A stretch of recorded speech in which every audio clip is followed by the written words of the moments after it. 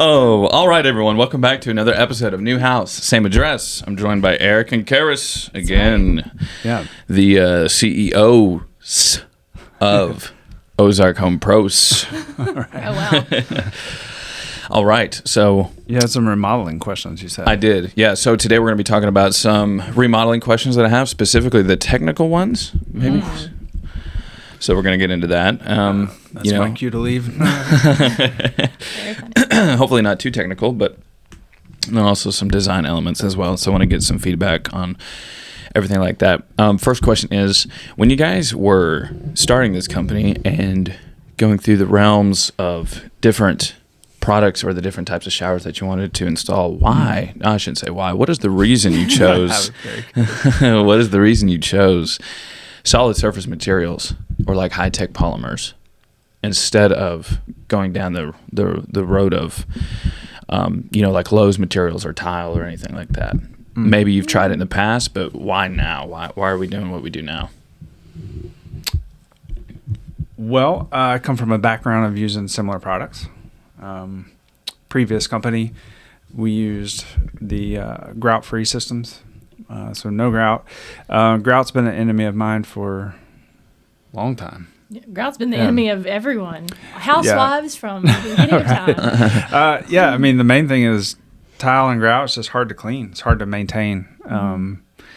Gets mold and mildewy.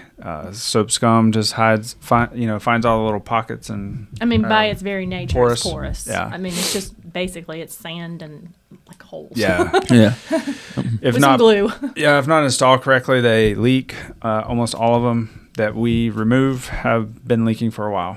Yeah. So we like to get 100% of the water out of the faucet, 100% down the drain. And that's what we do with waterproof panels and systems. So that's the main reason. Easier install, quicker turnaround, because you're not waiting for cement to dry like you are with tile. To me, it's just the best solution if you want low maintenance, something that looks great, that holds up over time. It's a no-brainer to me. Offer a really good warranty too, and you can't do that with tile. Right. We can offer a really good warranty with the products that we offer. Like when people come into the showroom and I talk to them about it, they'll ask about a warranty.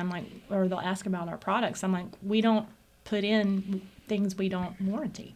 So, I mean, I guess sometimes that has come up when people want to provide their own fixtures and stuff, and we'll work with somebody on that. But if we're going to sell a product with a lifetime warranty, you better bet we've done our research to make sure we know that we can warranty it for that length of time.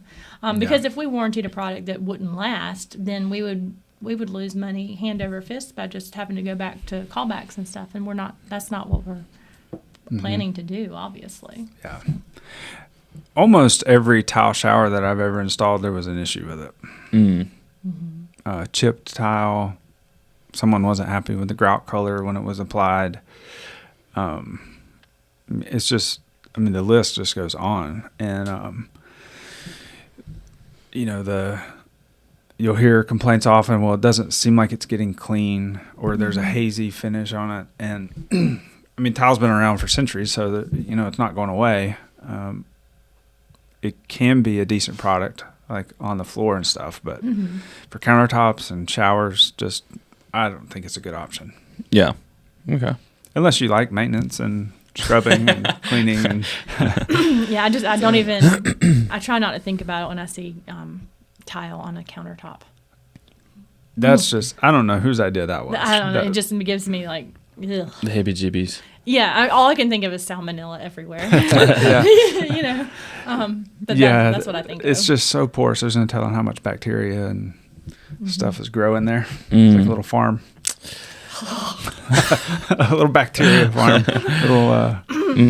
It's like those commercials you see with the scrubbing bubbles. They're chasing all the germs things away. Yeah.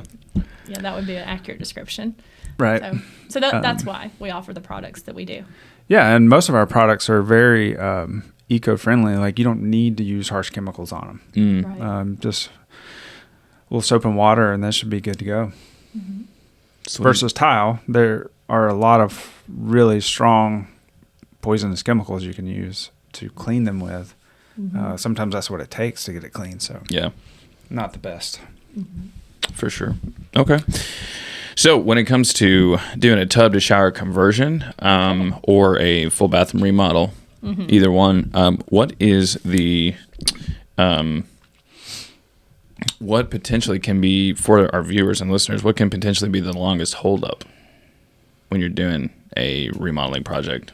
Let's say it just goes very smoothly. Obviously, there's like a set time that we ideally would like to hit, but what is there a particular item or anything that would seem to Stall the project. stall the project Most that of the you've time, encountered?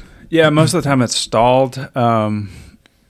It's something we can't see, or like if there's water damage, if there. I think we've talked about this on podcasts before, but sometimes on new construction, plumbers will run water lines and drain lines outside of the wall, but behind the tub unit. Mm-hmm. So if you tear that out, you can't see it, obviously before you remove it. Then you have to relocate all that plumbing where it's in the wall if you're putting in a new shower. Things like that slow it down. Termite damage, which thankfully we don't see too much of that, but it has come up before.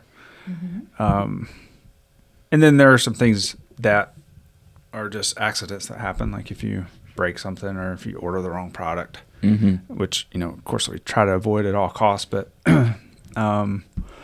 that's why we do like receiving all the product before we start a job. So at least we have the opportunity to make sure everything's here. But yeah, for the most part, anything that stalls out is either something you run into that's unforeseen, or changes that are made, kind of mid-project that, okay, well, you want to change this, now we have to wait till that product comes in or something like that. So. Excuse me.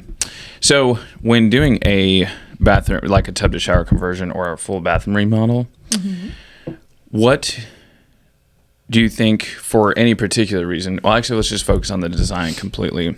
What do you think, if someone's at a loss for where to start or what part they should be the focal point of the bathroom, how would you talk to someone about that? And maybe talk to them about what should be the focal point of the bathroom? Would it be the shower and help them design that first? Or would you go to the floor or anything like that? I would answer that question first, if I can. Go for it. Definitely Lots the shower. of opinions.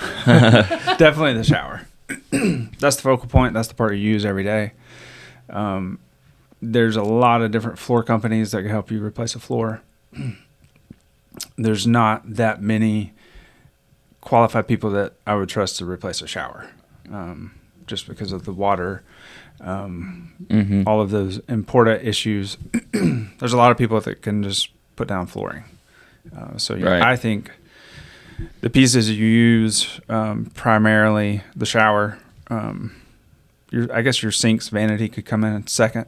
Yeah. But the things that you use every single day, I would say would be the first place to start. What do you think? I think you have a little. There's a little question there. The question. So our last podcast we talked about good questions. You asked that question, and Eric took it one completely different way than I was thinking taking it. I see. Obviously, your point is more about like the quality and the, the materials available for the most important parts of the bathroom, and I would agree on that level, because in your bathroom, your most expensive part is going to be where you actually have the most water potential issues, and so the shower, if we're doing a shower conversion, would be the obvious place there in my mind. But I was thinking of it from when I heard the word design, I'm thinking decorate. So obviously you want to choose like materials that are the high quality and stuff like that, and I think that's great. But when you're going to go in with a design, I always take what is the path of your perspective when you're standing outside the room. So if you are in the primary bedroom and you're going to do the primary bathroom, when you're standing in that room, what do you see? Do you see the vanity or do you see the shower? And based on that, I would use that as the springboard for designing the rest of the space. So if you see the shower, then I would want to make sure that I used classic, well thought through design choices to make sure that that area that I'm going to see the most is pleasing to the eye, and I can actually change up the other elements to, change tastes and color schemes as they might evolve through the years. If you're going to see the vanity and the sinks and the maybe the mirrors first from that perspective outside the room, then I'm probably going to go a little bit more decorative on the things that would matter there, just so I can kind of infuse my own design choices. I know, like, for our personal bathroom in our home, the way it's designed, I probably would have never used wallpaper in a bathroom, but because of the way it's designed, you can see it from our bedroom. And so, you see it from the hallway, almost the front door. You can almost see it from the front door. So I would not necessarily have chosen something quite as striking if it had been like hidden from view. But because of the way you can see it coming down the hallway and practically from the front door, I chose a like eye-catching wallpaper with mirrors and faucets that match. That's just a lot more striking because you can see it from the other areas of the home, and I want it to be pretty and attractive. Yeah. So from a design perspective on materials, that very good question sparks one a whole different answer from Eric than it does from me. Yeah. Well, I would ask the question, what makes good design? Emotional attachment. Well, I mean, I think it's function and form Beauty. put together. Like, right. If you have a beautiful shower but it leaks, that Right. kind of defeats the purpose. Yeah, it defeats the purpose. I But know good that, design like, combines both of the. a lot of times if someone, and so like you were saying earlier, you want to pick the materials for your shower first, and then anyone can do the floor, and that's true. However, if you have a tile that you love, I mean, this is what I just love. That can be the inspiration piece that you use to choose the color of the products for your shower, or the color of your vanity, or the color of your wallpaper, or whatever. So a lot of times I think that you can find materials, in a lot of different places that inspire the look and feel of something. I know when in a previous life, I had a design, a drapery workroom where I did curtains and soft coverings and things like that. And if I was given the creative leeway to make a choice for someone, I always started with the fabric, because if I had the fabric, I could see the design. But if I just was given a design, then finding a fabric that would work didn't always work so well. You had to have kind of something that inspired the design, and then you have to think about how all the elements play together. So where do you want to put your money? Like for our bathroom, I had the design was a set of cabinet handles. Like, I really love the cabinet handles, and so I was like, okay, I want to use these. It would look really great with a navy vanity, so I painted we picked everything out first. It took a very long time to find a wallpaper that I felt was striking and that brought in the different elements that I liked. I mean, ask Eric. It was a very Did long you time. Install it? Yes. The wallpaper? Well, we did it together. Oh, okay. Yeah. Very It took, cool. Yeah, it peel really and stick took two. wallpaper is not easy, despite what the little sticker says. I bet not. It was very It wants to stick and does not want to peel. yes. Yes. Yeah, you don't want to redo it. And No. Yeah. If it's crooked, it's stuck crooked. All right. For our viewers and listeners, so they are wanting to get a consultation from Ozark Home Pros, or they're thinking about redoing their shower or full bathroom or their windows and doors. They want to know, what would you describe as the top 5 qualities of Ozark Home Pros that makes us stand out? Okay. Which way do you want us to answer that question, though? Because we might have different answers. I want you to say your 5, and then actually say your number 1, 2, 2. Oh, I would say, And it doesn't have to be like priority. It just means Priority. like just the one that you thought of first. well, the thing that motivates me the most is doing everything with integrity. And Okay. That could be pursuing excellence, which is probably number 2, but like it's, we do what we say we're going to do. We don't cut corners. We stand behind our work. We want our client's investment to last. And so it's important to us. It matters a great deal that we do the right thing, even if it costs us. So I would say that's probably the number 1. Okay. I mean, I would say that's the same for me as well, which is good because when we were coming up with the ideas for the business, like before we even opened, those were the top things that we would. Our ideas are probably going to be really close on these. I can't do the excellent work because that's just not my skill set. But I can enter a bill like nobody else in QuickBooks. Well, we all have gifts. We all have different gifts, and it takes a lot of those to run a business. Because I'm certainly not good at that. There are many things I'm not that good at, but if I have to do it, I'm going to keep trying at it until I get better and better. And so I think that's one of our core values here, that anyone that enjoys working here aligns with that. Like we're always trying to get better. And it's more a competition with ourselves than each other or other businesses in the area. It's more of how can I do better today than I did yesterday? Yeah. Number 2. Okay. Well, you've already said it. Yeah, integrity would be 1, and second would be we're constantly improving, constantly seeking what is the best, not only for everyone that works here, but what's best for our clients. And I think my philosophy with the company is if our people that work with us, that are on the team, are happy, they're thriving, then just by second nature, our customers are going to be happy because they're doing good work. They're happy with the work they're doing. Yeah, if the expectations are clear, and this is something we're constantly working on. Okay, so we realized, a year or so ago that we weren't communicating enough with the clients during the time that their product had been ordered to the time their product was installed. So we started implementing programs to reach out and touch the client in that, that however long of period of time it is. Sometimes it's 3 weeks, sometimes it's 10 weeks.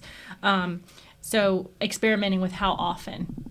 At what point do people be like, oh, I appreciate you letting me know, and be like, seriously, this is the second time you've called me in 2 days? So trying to find that balance, trying to find what is the best way to communicate with people, what process of following the paperwork or following the different files we have is efficient, things don't get missed, and how can we speed that process up and have less things dropped.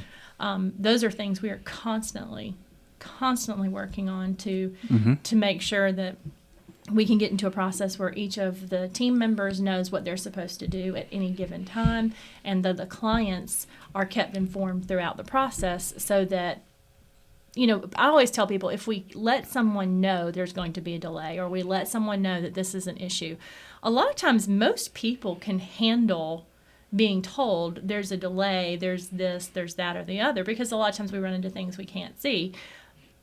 But if they don't have time to prepare for it, is usually when they feel like we've let them down. And of course, we don't want to do that with our clients. So we're trying to stay on top of anything that we know might potentially be an issue. We try to give them a heads up before then. So what does that process look like? We're going to be there Monday. We're going to let them know we're going to be there between 8 and 9, not just Monday. Trying to find out, where should we park so we don't block somebody in and then them get annoyed with us because they're blocked in. We try to find out those things and be proactive with the needs of our clients instead of just reactive. And so we're working through some systems like that to make sure we're all on the same page. Very good. Very good. Any other final thoughts? Well, another thing I think that separates us is since we're not affiliated with like a franchise or a brand necessarily. The brands that we do carry, the products that we do carry are thoroughly researched.